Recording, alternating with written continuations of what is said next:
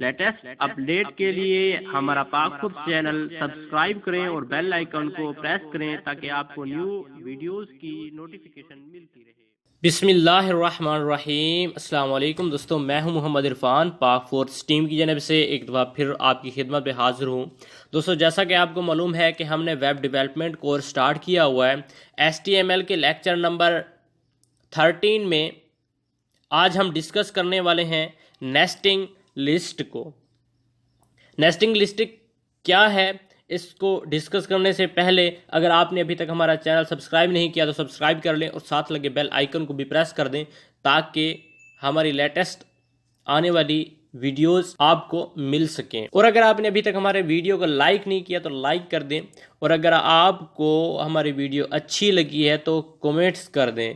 आपको किसी किस्म का कोई सवाल पूछना है तो वो भी आप कमेंट्स कर दें। आपको कोई वीडियो ज़रूरत है, किसी बात की समझ नहीं आ रही तो कमेंट्स कर दें। तो मैंने अपना नोटपैड ओपन कर लिया है, ब्राउज़र भी ओपन कर लिया है। ये हमारी जो ओल्ड लेक्चर की जो ओल्ड क्लास थी उसमें हमने डिस्कस किया था डेफिनेशन लिस्ट को, और इस क्लास में हम डिस्कस करने वाले हैं नेस्टिंग लिस्ट को।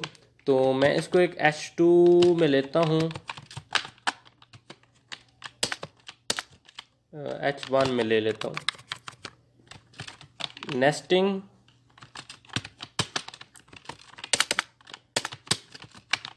लिस्ट क्या है? What is nesting list? तो सादा अल्फाज में मैं कहूँगा कि लिस्ट के अंदर एक और लिस्ट, लिस्ट के अंदर एक और लिस्ट नेस्टिंग लिस्ट कहलाती है। एक लिस्ट बनी हुई है, उसके अंदर एक और लिस्ट किस तरह हम बनाते हैं उसको नेस्टिंग लिस्ट कहते हैं। जितने भी हमारे MCQs होते हैं आपने बुक्स में देखे होंगे, वो सारे नेस्टिंग लिस्ट में ही बने होते हैं। मैंने कुछ MCQs बनाए हैं, ये मैं आपको दिखाता हूँ। ये देखें, ये एक नंबरिंग की होती है, इसके साथ लिखा होगा 1 पहला क्वेश्चन, ओके, ये होगा दूसरा क्वेश्चन। जिस तरह नेस्टिंग लिस्ट बनी होती है इसको नेस्टिंग लिस्ट कहते हैं। ये होगा A, इसकी हम लिस्ट भी बनाएंगे और देखेंगे कि लिस्ट कैसे बनती है। तो जब ये लिस्ट बन जाएगी तो ये हमारी कहलाएगी नेस्टिंग लिस्ट। इस तरह देखें, एक पहले ये लिस्ट हो गई, ये 1 आइटम, ये 2 आइटम, उसके अंदर एक और लिस्ट।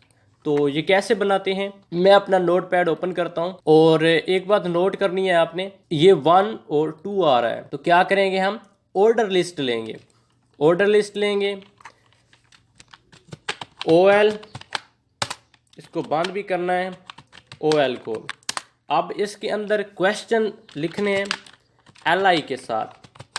LI के अंदर हमने क्वेश्चन देने हैं। मैंने 5 क्वेश्चन लिखे हुए हैं। इसको अगर मैं इस तरह कर लूँ तो कोई फ़र्क नहीं पड़ने वाला, ताकि हमें बाद में परेशानी ना हो। इधर मैं एक क्वेश्चन लिखूँगा, इधर से मैं क्वेश्चन कॉपी करता हूँ और यहाँ पे पेस्ट करता हूँ। फिर एक न्यू लिस्ट लेंगे, तो इस तरह मैं ये 5 क्वेश्चन लिख लेता हूँ। अब ये देखें, मैंने क्वेश्चन लिख लिए हैं। ये 1 आइटम हो गया, ये 2 आइटम, 3, 4 और ये 5, ये मैंने क्वेश्चन लिखे हैं। अब इनके जो 4 आंसर होंगे उनको हम इनके अंदर किस तरह एडजस्ट करेंगे उसको नेस्टिंग लिस्ट कहेंगे। मैं अगर इसको सेव करके इसका आउटपुट दिखना चाहूँ तो किस तरह आ रहा है आउटपुट, तो ये देखें इस तरह आउटपुट आ रहा है। अब इसके अंदर हमने वो क्वेश्चन लिखने हैं, किस तरह लिखेंगे, वो इस तरह लिखेंगे। इसके आगे मैं इंटर प्रेस करूँगा।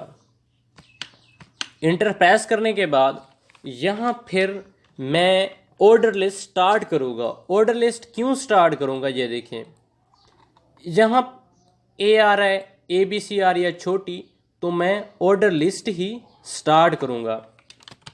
फिर यहाँ पे मैं लिखूँगा OL, इसको बंद करूँगा OL को, और इसके अंदर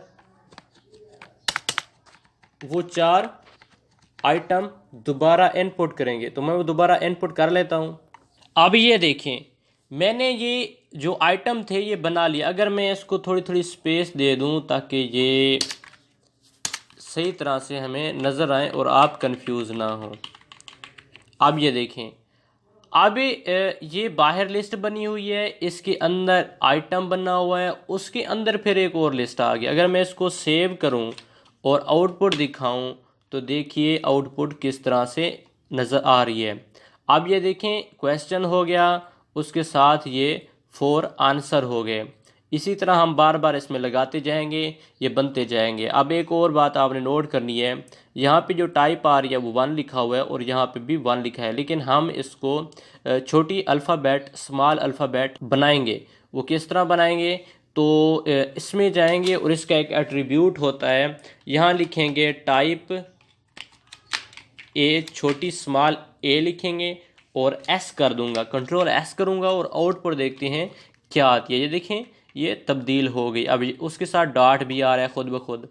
तो बार बार अगर मैं इस पूरे OL को यहाँ से कॉपी करूँ और इसके बाद यहाँ पे पेस्ट कर दूँ, तो दोबारा कंट्रोल एस करता हूँ, देखें मैं दोबारा इसके बाद ये जो आ रहा है क्वेश्चन, इसके बाद मैं पेस्ट कर देता हूँ, कंट्रोल V, कंट्रोल V, जितने क्वेश्चन हैं उनके बाद इंटर करके मैं ये पेस्ट कर रहा हूँ। आपने जब तक प्रैक्टिकल नहीं करना आपको समझ नहीं आने वाली। कंट्रोल एस करता हूँ और आउटपुट देखते हैं, तो ये देखें हमारे क्वेश्चन भी बन गए, उनके अंदर आंसर भी बन गए। तो ये हमारी नेस्टिंग लिस्ट कहलाई। उम्मीद है आपको ये चीज़ समझ आई होगी।